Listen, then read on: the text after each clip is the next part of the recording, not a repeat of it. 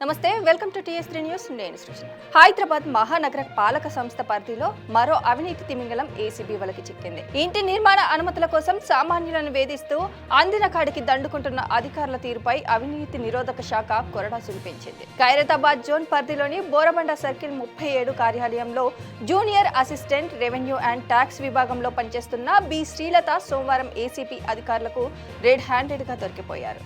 Case వివరాల్లోకి వెళ్తే, ఒక బాధితుడు తన ఇంటి నిర్మాణానికి సంబంధించి అనుమతి పొందడం కోసం మీ సేవ ద్వారా దరఖాస్తు చేసుకున్నారు. అయితే ఈ ప్రక్రియను వేగవంతం చేసి అనుమతి పత్రాలు చేతికి వచ్చేలా చేస్తానని శ్రీలత సదరు బాధితుడికి చెప్పారు.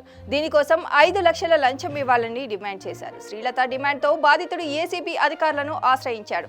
పథకం ప్రకారం సోమవారం సాయంత్రం యూసఫ్గూడ చెక్పోస్ట్ సమీపంలోని రత్నదీప్ సూపర్ మార్కెట్ వద్ద శ్రీలత మొదటి విడతగా ₹1,00,000 లంచం తీసుకుంటుండగా ఏసీబీ CR1 బృందం ఆమెను చుట్టుముట్టింది. ఆమె వద్ద నుంచి లంచం తీసుకున్న ₹1,00,000 నగదును స్వాధీనం చేసుకుంది.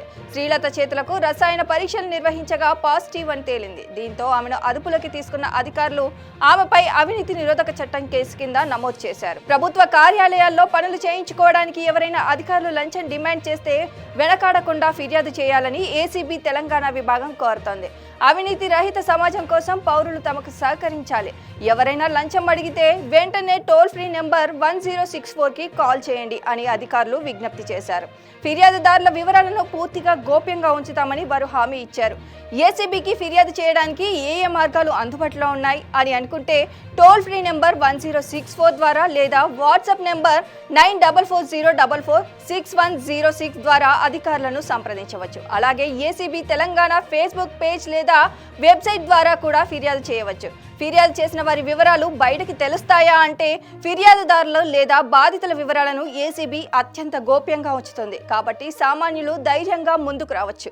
ప్రభుత్వ అధికారి లంచం అడిగితే వెంటనే డబ్బులు ఇవ్వాలా అంటే లంచం ఇవ్వడం తీసుకోవడం రెండూ నేరమే.